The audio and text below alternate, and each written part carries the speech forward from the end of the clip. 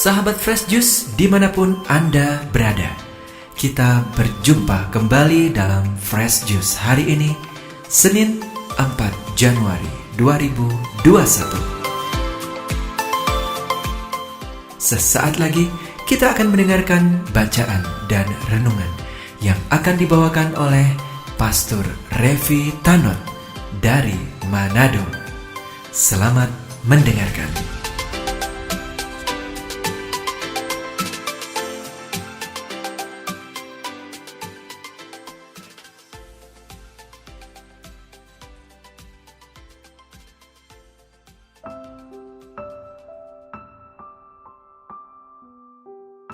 Sahabat Fresh Juice yang terkasih, betapa bahagianya bisa berjumpa lagi di tahun yang baru ini, tahun 2021, dengan berkat Tuhan yang luar biasa.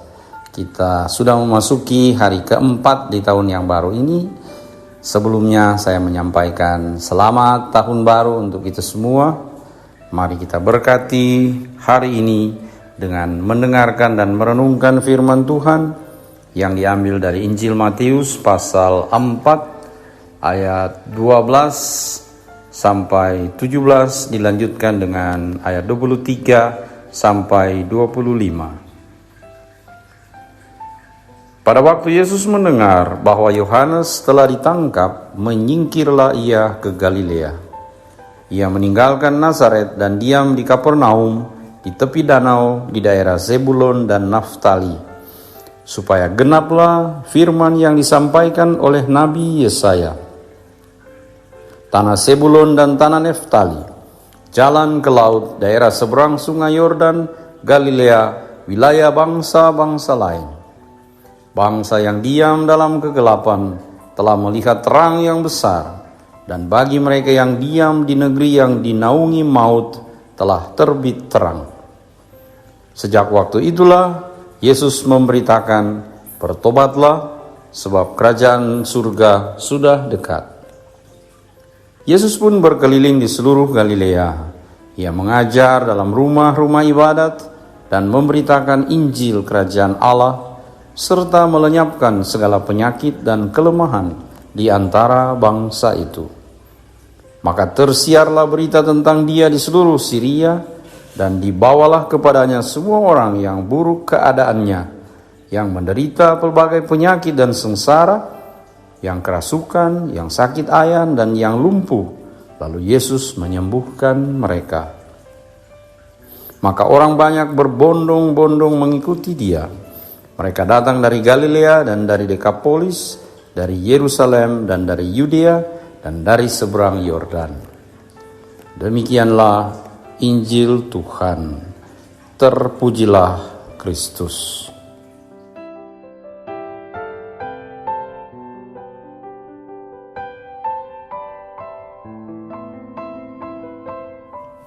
Sahabat Fresh Juice yang terkasih, peristiwa tragis yang menimpa Yohanes Pembaptis berdampak juga pada Yesus.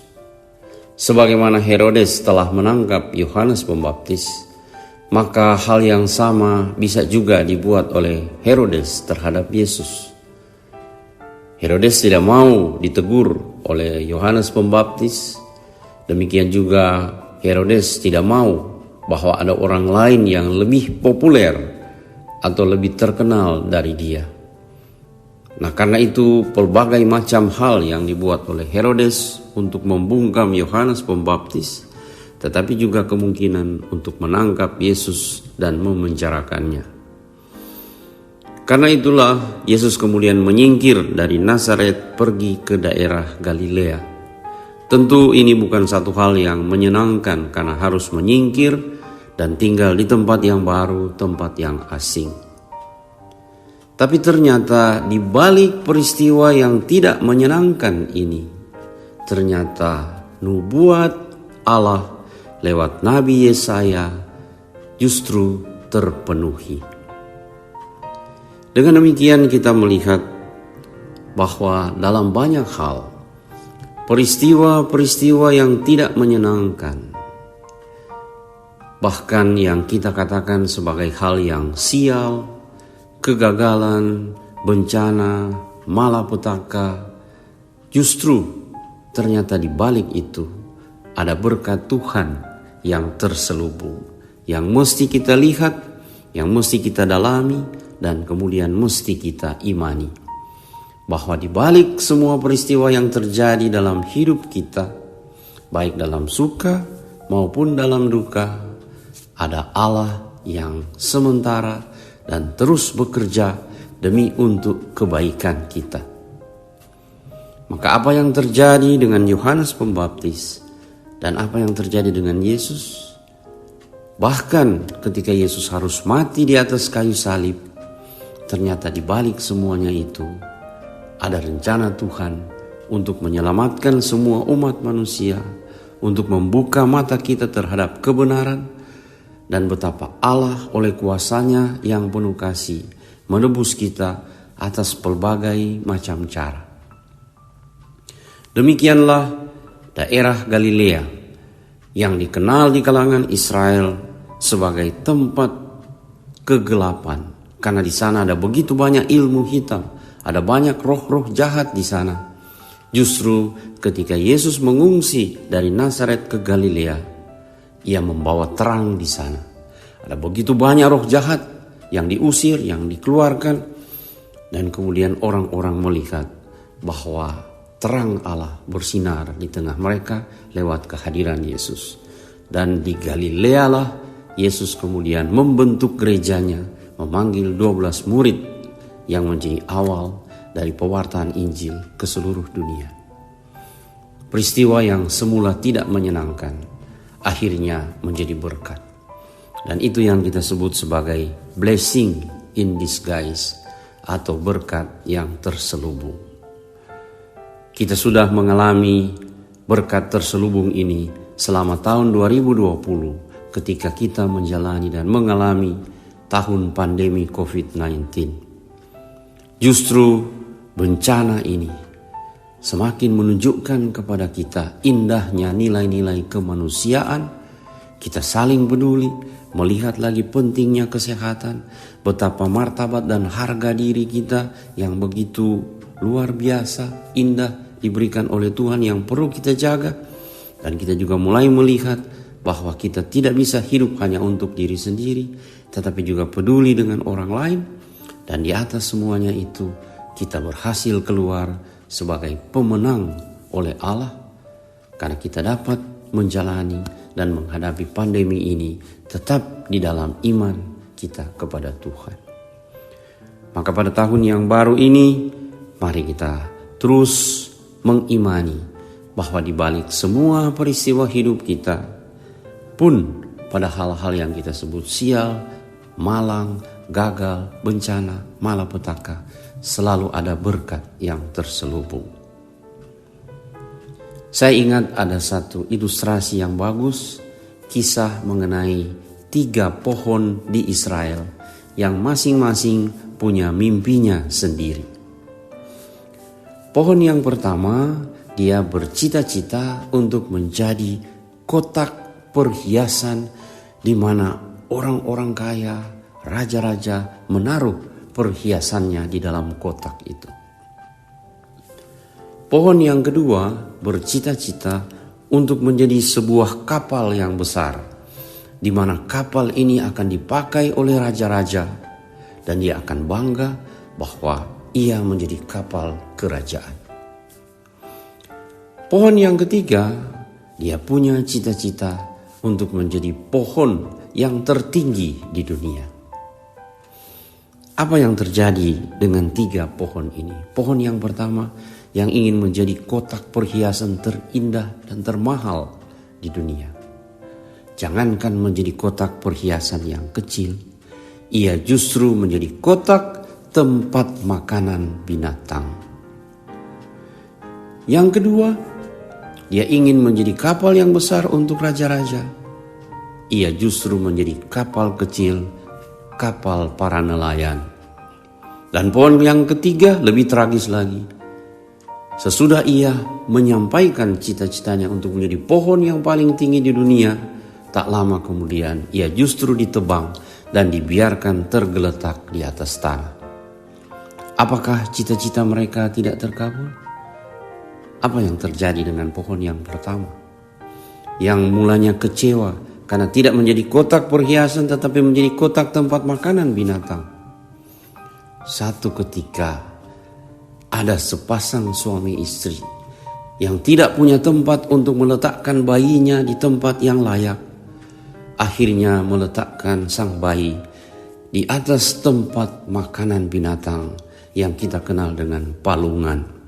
Dan ternyata itu adalah bayi Yesus yang diletakkan oleh Maria dan Yosef. Tiba-tiba sadarlah pohon yang pertama ini, yang ingin menjadi kotak perhiasan tempat barang yang paling mahal diletakkan di atasnya, ternyata impiannya jauh dari semua yang ia harapkan, yang dikabulkan oleh Tuhan. Ia bahkan menjadi tempat di mana Sang Juru Selamat, Putra Allah sendiri, diletakkan di atasnya, di atas palungan. Cita-citanya justru dikabulkan Tuhan jauh melampaui apa yang ia harapkan. Bagaimana dengan pohon yang kedua, yang ingin menjadi kapal besar, yang kini menjadi kapal nelayan? Pada satu ketika sementara berlayar, datanglah ombak dan badai yang begitu besar. Tiba-tiba ada seorang di atas kapal yang kemudian menghardik angin dan badai itu. Diam, tenanglah. Tiba-tiba semua menjadi tenang. Sadarlah pohon yang kedua ini yang menjadi kapal nelayan, bahwa ternyata ia telah mengangkut Raja semesta alam. Itulah Yesus sendiri yang mampu untuk menenangkan ombak dan badai. Bukan hanya sekedar raja, tetapi raja segala raja yang ada di atas kapal itu. Cita-citanya terkabul jauh melampaui apa yang ia harapkan. Bagaimana dengan pohon yang ketiga, yang ini menjadi pohon yang tertinggi? Ia telah tergeletak di atas tanah dan cita-citanya kemudian tentu saja buyar. Akan tetapi pada satu ketika ada seorang pria yang mendapatkan hukuman yang sangat berat. Ia harus mati di atas kayu salib. Dia kemudian memikul batang pohon itu dan kemudian berjalan menuju ke bukit Golgota. Ternyata pohon itu menjadi kayu salib Kristus. Dan apa yang terjadi dan kita ketahui dengan salib Kristus? Itulah pohon yang tertinggi di dunia. Setinggi apapun gereja yang dibangun, tetap ada salib di atas gereja itu.